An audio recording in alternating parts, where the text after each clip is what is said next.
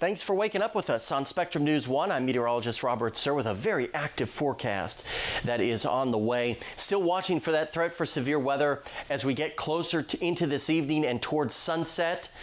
All modes of severe weather will be possible. And I think for us in the tri-state, once the storms start, you'll have about a 2 to 3 hour window when the weather will be very, very rough. But this morning, early into the afternoon, we should be in pretty good shape. Once we get toward this evening and after sunset, that's when the weather is expected to go downhill rather quickly. You see by the lunch hour, yeah, a couple of scattered showers, really no big deal. But back to the west, here comes some of those storms. We could have a couple of thunderstorms out ahead of the main line that should be on top of us by the time we get to 8, 9, 10 o'clock. And you see that line moving through. That could include embedded supercells here.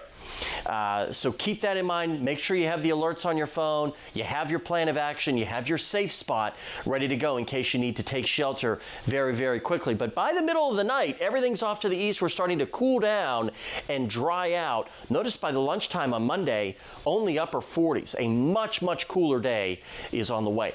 The enhanced risk remains in effect for the entire tri-state. Numerous severe thunderstorms certainly looking more and more likely. So that's why I said have that safe spot ready to go. There is definitely a threat for long-track destructive tornadoes with this system and damaging winds. Winds could gust easily 70, 80 miles an hour with these cells. The silver lining is the hail threat has come down a little bit, but you still see some of that hatched area in there. So that's why I said make sure you know where your safe spot is in case you need to seek shelter. We'll see those storms rolling in by sunset, mid-70s today. All this warm, humid air acting as fuel for those storms to roll through. Temperatures crash tonight, continuing to fall throughout the day on Monday. Then our attention turns to a very serious flooding situation by the end of next week. You see all of the rainfall that is predicted, 4 or more inches easily along the Ohio River as a front will stall on top of us that will lead to day